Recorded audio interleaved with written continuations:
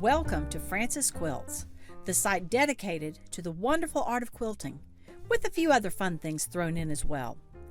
If you like what you see here, be sure to give it a thumbs up and subscribe so that you can be notified of future videos.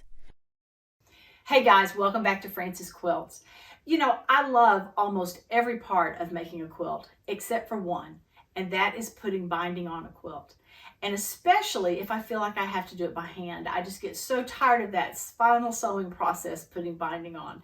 But I will do that if a quilt is for a special occasion. Maybe it's for, I'm going to be putting it in a show or something like that. But for most of my quilts, I have started machine binding them, and I found a way to do it that I really like, and I wanted to show it to you today and tomorrow. We'll divide it into two different videos. I do want to say, as I start here, that this is a mishmash of a lot of ideas that came from different people. Especially, I rely heavily on Karen Brown of Just Get It Done Quilts. She has a binding tool that she developed that is absolutely perfect. You must make this binding tool before you start this process. And then also, I did a course, an online course with Philippa Naylor a couple of years ago, and she gave me some other tips that I really like. So I've kind of taken a little bit of Karen's, a little bit of Philippa's, and I've mixed in a little bit of Francis in there as well to show you my process for making binding.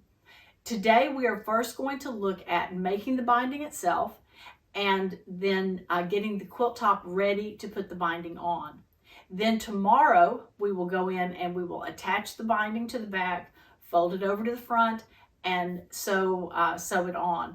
And here it is finished, just to give you a preview of what it's going to look like. And I want you to notice that all four of those corners have a perfect miter in them. And that's what we're looking to attain, is that perfect miter every time we make a quilt. So let's go have a look at the first section. This is the quilt that I'm going to be binding in this tutorial. This is the sample that I used in my Keeping It Straight video series. You might want to check that out. It's about 8 different ways to use a straight edge ruler in your quilting. And believe me, a straight edge is the easiest way to get started with ruler quilting. The first thing that we're going to need is a binding tool. Now, I have to give credit to Karen Brown of Just Get It Done Quilts. You should go check out her YouTube channel. She has amazing interviews and wonderful tips and tricks, and I think you will find a lot there that you can really use. One of the first things I learned for her was the need for a binding tool. This is a binding tool. It is made out of template plastic, or this particular one is actually made out of chopping mats that I bought at the dollar store. You can get some of these very flimsy plastic chopping mats. They work great for templates as well. I make my binding 2 1/4 inches. That's the cut size that I want to work with. So this binding tool needs to be 2 1/4 inches in width. And then on one end of it, I need to cut off a 45-degree angle. So I measured a 45-degree angle on here and then cut it off. That is the tool that I'm going to use that's going to make my binding so much easier to do and so much more accurate. So now that we've got that, let's move this out of the way. And let's get ready to make our binding strips. This is the fabric that I'm going to use. I thought it was a very nice complement to the other fabrics that were in the piece. So to make my binding, I'm going to need probably only 2, but I'm going to say I'm going to cut 3 strips of across the width of the fabric. And each of those strips is going to be 2 1/4 inches wide. I'm going to trim off my edges, and because I like always pushing the ruler away from me, I'm going to turn this way now that I have a straight edge. So I'm going to put this down and cut my 2 1/4 inches. Line it up there, and line it up there along that line, and let's cut it. Again, it's easier to push away from you when you're cutting. Now this next one, let's cut it a little bit differently. If I take 2 1/4 and I multiply it times 2, that's 4 1/2. So this time, let's cut one strip that's 4 1/2 inches.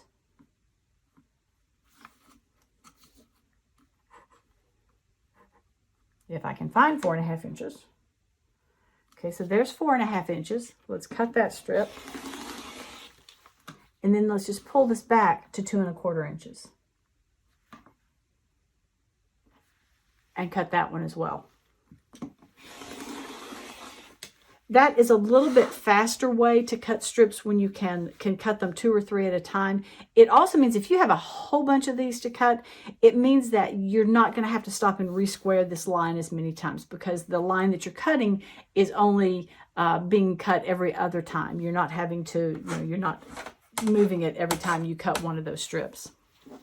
Now that I have my 3 strips cut, I actually want to even up these ends down here. So I'm just going to put this here and cut once across it, just to make sure all of those ends are nice and even. And it also gets rid of any of these selvages that we have. We don't want those involved in our included in our binding. Now, I'm going to take each one of these and open it up. I'm going to take my binding tool and I'm going to lay it on here so that it is even with these edges. So I've got even with this edge, even with this edge, and I want this point to be even down here as well. I have it all the way across like that. I'm going to take a marker and I'm just going to draw a line there. I think I need to replace my marker. There we go. Let's do the other 2, or let's do one more. We don't need to do that third one.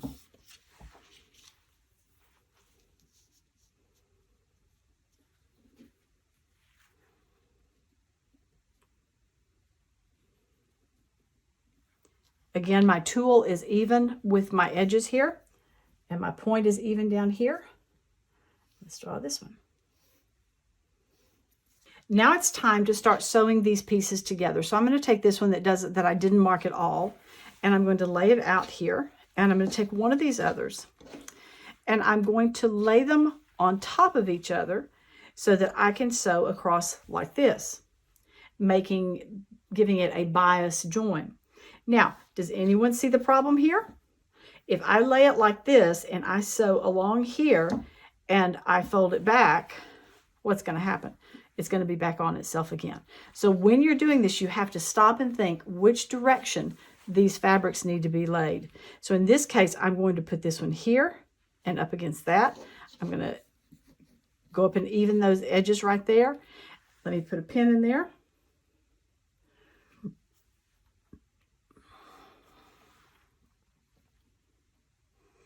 Let's put it right on that for the moment. Put it right on there. And we see that if I fold this back, now look, I'm going to have a nice bias edge right there, or bias seam right there to work with. So let's go and let's sew both of these on. This one on this end of this, and this other one we will sew on the other end of that one strip. All right, here they are sewn together. I'm going to just do a quick check. I'm going to fold it up and look. Yeah, that looks pretty good right there. Let's check this one and see. That one looks all right as well. So now I'm going to take my scissors and I'm just going to trim off the excess right here. Same on the other side. And now I'm ready to take my iron and just press them to one side or the other. I personally don't open these seams. I like having them pressed to one side. If you prefer to have them open, you can certainly do that as well.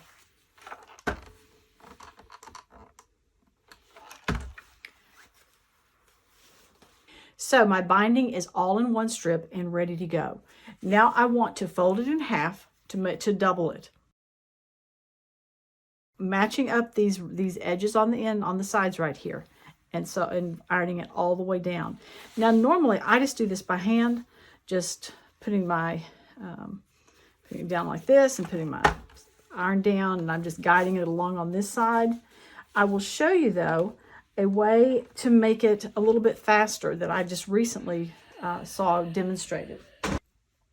Now, you can buy something like this that is just an ironing surface that already has these pins in it ready to go. I found it very easy just to make one myself by just taking some scrap fabric, attaching it to my ironing surface.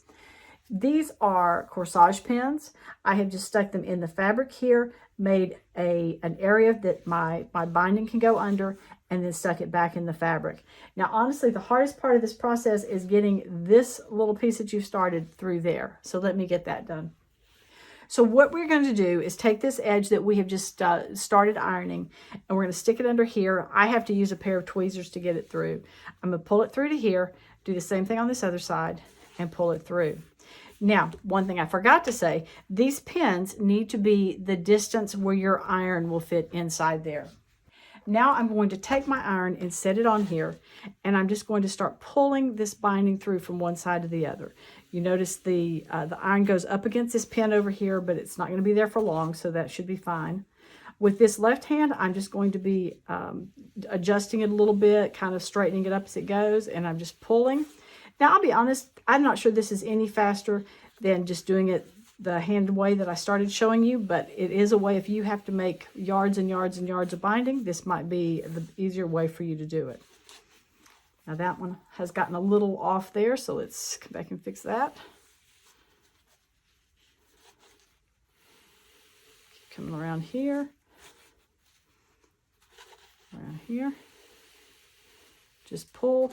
You can see that the iron does not have to be on the binding for very long. You know what? I think I'll put another pin in there just to hold that fabric down. That's something you wouldn't have to worry about if you'd actually bought the tool.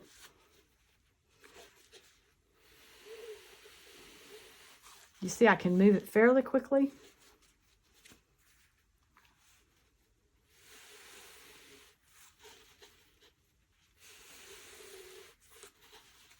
I'm getting the hang of it now. My iron has turned off, so let's turn it back on and keep going. Just running this through.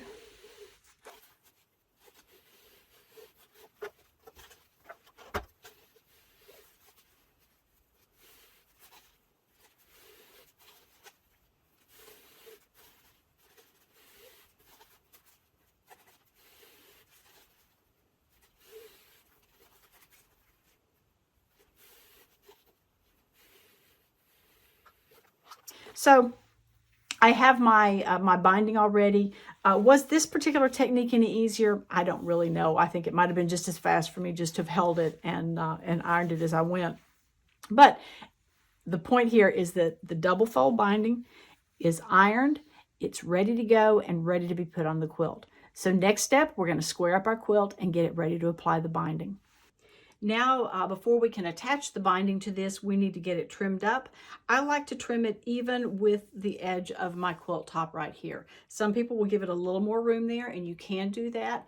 Because I'm using a little bit narrower binding, I prefer not to have any extra fabric hanging over here. So I want to trim it along this edge. Because of the size of this quilt, I'm just going to use my great big square up ruler. This is a 16-inch ruler. Let's pull it down here so I can get to it a little bit better. And I'm just going to square up this edge up here, squaring it along this line right here, and then looking to see that it's going to be pretty close there. I may need to move it just a tad just to get it a little bit straighter. There we go. Now let's take our rotary cutter and cut across here like this, and then across like this. I'll get rid of that right there. Now let's come over. I'm going to turn it again this way, and I'm going to line it up with my line that I just cut right here on this edge. And I'm going to come up here, and I'm going to line up along that edge up there. I can also be looking at whether this mark right here is following along that last border that I've put on there. It needs to come out just a little bit more like that. But I think that lines us up pretty well. Let's finish that one. And come across here. Let's turn it and go again.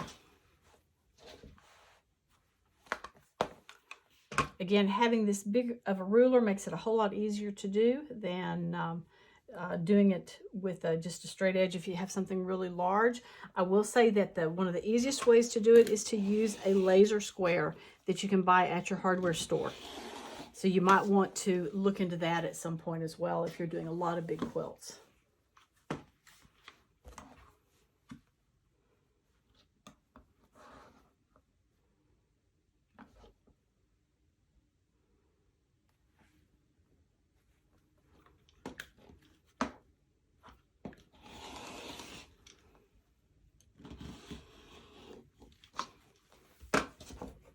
Okay, we are squared up now and ready to go. Since we are going to be attaching this binding from the back, I want to turn it over to the back just to do a few calculations here.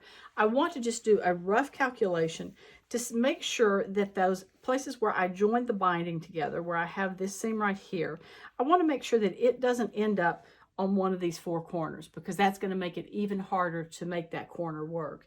So let's just start out and see how we go. I'm going to just pick a spot. I'm going to leave maybe 6 inches or so of space there. I'm going to pick a spot and I'm going to pin it in place, and we'll just run around here real quick and see if it's going to work. So if I come down here and I do my little corner that we're going to be doing on the machine in a minute, and I come to here, I've missed it because the join is right there, so I'm good. And I'm going to come back here, and back over this way. Let's bring it up here, and it looks like I've missed that one too. So let's do that and back over. And then let's come back to here. Now that one is close. The join is right there, but that's still okay. And if I come back and back over here, then I have plenty of room to meet those up. So I know that if I start sewing right here with this piece attached right here, I'm going to be fine and not have those joins in the corners where I don't want them to be. So it's ready now to go to the machine and get the binding put on. All right, we have our binding made, we have our quilt trimmed up and ready to be bound. Come back tomorrow and we will look at the last processes of actually attaching that binding to the quilt. Thank you for joining me here today on Francis Quilts, and I'll see you tomorrow. Remember, if you like what you've seen, be sure to give it a thumbs up and subscribe. Please check out my website and daily blog at francisquilts.com, and I can be found on Facebook and Instagram at Francis Quilts. Thanks so much for joining me. Hope to see you again soon.